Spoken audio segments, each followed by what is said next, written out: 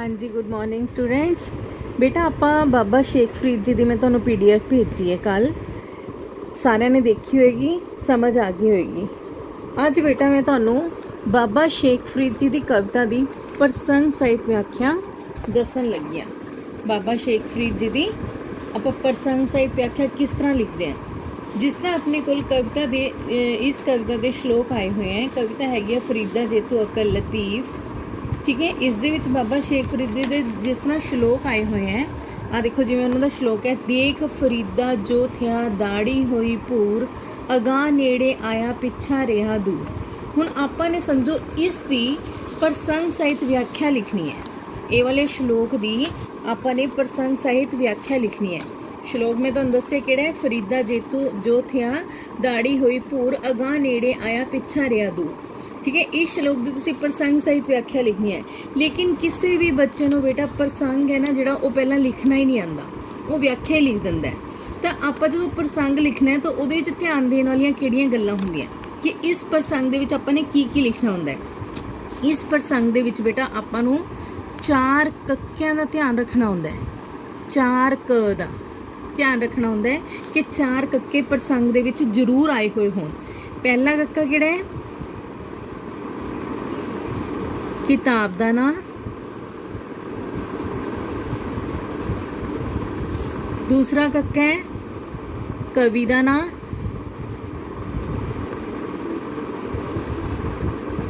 तीसरा कक्का है कविता का नाम।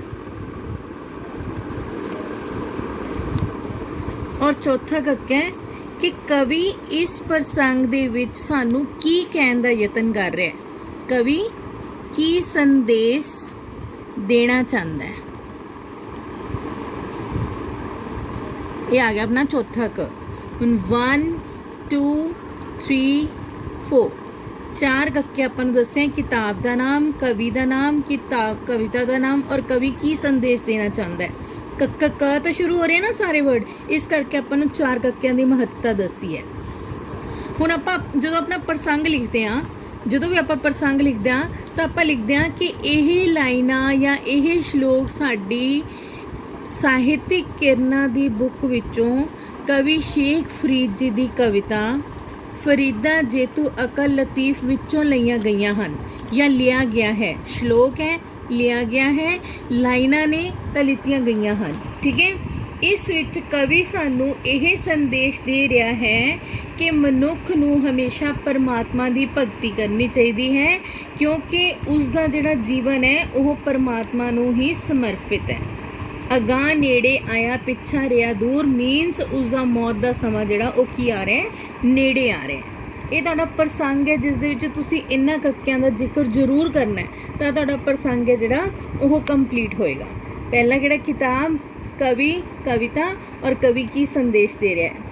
यह श्लोक साडी पंजाबी दी पुस्तक ਸਾਹਿਤਿਕ किरणा विचों कवि शेख फरीद जी की कविता जेतू अकल लतीफ विचों लिया गया है। तो इस विच कवि सानू यह संदेश दे रहा है कि परमात्मा की कह रहे सानू या कि हरेक बंदे नू परमात्मा का नाम है जिहड़ा वो सिमरन करना चाहिए। ये तुहाडा प्रसंग हो गया। प्रसंग दे विच तुसीं ये लिख देनियां लाइनां। ये लाइनां लिखण तो बाद तुसीं उस तो बाद उहदी लिखनी है व्याख्या। व्याख्या हुण तुसीं किस दी लिखनी है, जिहड़ियां आ 2 लाइनां तुहानूं दित्तियां गईयां, इन्हां 2 लाइनां दी तुसीं की लिखनी अगे व्याख्या। हुण व्याख्या विच तुसीं की लिखोगे कि कवि बाबा शेख फरीद जी मनुख नूं समझाउंदे होए कह रहे हन कि की कह रहे ने। उस वक्त तुसीं देखो उन्होंने की कहा है कि फरीद जी सानू ये कह रहे ने कि देख फरीदा जो थिया दाड़ी होई भूर, मीनस तेरी दाड़ी है जिहड़ी वो भी भूर मीनस सफ़ेद। भूर का मतलब की है सफ़ेद, सफ़ेद होनी शुरू हो गई है। इट मीनस तेरा जिहड़ा बुढ़ापे का समय वो नज़दीक आ गया, तेरा बुढ़ापे का समय जिहड़ा वो हुण नज़दीक आ गया है। अगाह नेड़े आया, अगाह किनू कह रहे हैं शेख फरीद जी, मौत के समय नूं। भी तेरा मौत का समय हुण नेड़े आ गया है, पिछा रिया दूर। पिछा मीनस तेरा जवानी का जिहड़ा टाइम सी या जिहड़ा बचपन का टाइम सी वो कित्थे रह गया, वो पिछे रह गया। ते हुण अगे की आ रहा है, तेरा मरण का टाइम नेड़े आ रहा है, तेरा मौत का समा नेड़े आ रहा है। तेरी दाढ़ी भी जिहड़ी काली सी वो काली तो हुण चिट्टी होनी शुरू हो गई है। इस करके तू अपनी जिंदगी दे विच हुण चंगे कर्म कर या हुण परमात्मा का नाम है जिहड़ा वो लैना शुरू कर दे।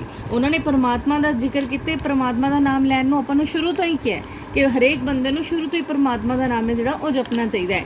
इत्थे भी वो बंदे नूं समझांदे होए कह रहे हैं कि तेरा अगाह नेड़े आया, मीनस मौत का समा नेड़े आया ते पिछा रिया दूर। हुण जिहड़ा पिछा है, जिहड़ा तेरा जवानी का टाइम सी, जिहड़ा तेरा बचपन का टाइम सी, वो की रह गया, वो पिछे रह गया। इस करके परमात्मा का नाम सिमरन वाल ज़्यादा ध्यान दे रहे हैं। बेटा तुहाडे हरेक प्रसंग दे विच इन्हां लाइनां दा जिक्र जरूर होना चाहिए, जिहड़ियां लाइनां मैं तुहानूं दस्सियां। और तुसीं प्रसंग किस तरह लिखना है, सब तो पहला किताब का नाम, उस तो बाद कवि का नाम तुहाडी लाइन दे विच आए, उस तो बाद कविता का नाम तुहाडी लाइन दे विच आए, उस तो बाद कवि की संदेश दे रहा है उहदे बारे तुसीं एक लाइन जरूर लिखनी है। एक लाइन लिखण तो बाद तुहाडा प्रसंग कंप्लीट हो जाएगा। उस तो बाद तुसीं व्याख्या लिखनी है। व्याख्या जिहड़ियां भी लाइनां दी तुहानूं दित्ती होए उन्हां दी व्याख्या करनी है। अगे जो भी कहे, पहली लाइन तुहाडी ये होनी चाहिए कि कवि बाबा शेख फरीद जी मनुख नूं समझाते हुए ये कह रहे ने, की कह रहे ने, वो फिर तुसीं दसना है कि की किया उन्होंने, वो तुसीं एक्सप्लेन करना है सारा अपनी व्याख्या दे विच। क्लीयर है बेटा? उम्मीद है तुहानूं प्रसंग किस तरह लिखना है और उसकी व्याख्या किस तरह लिखनी है ये समझ आ गया होएगा।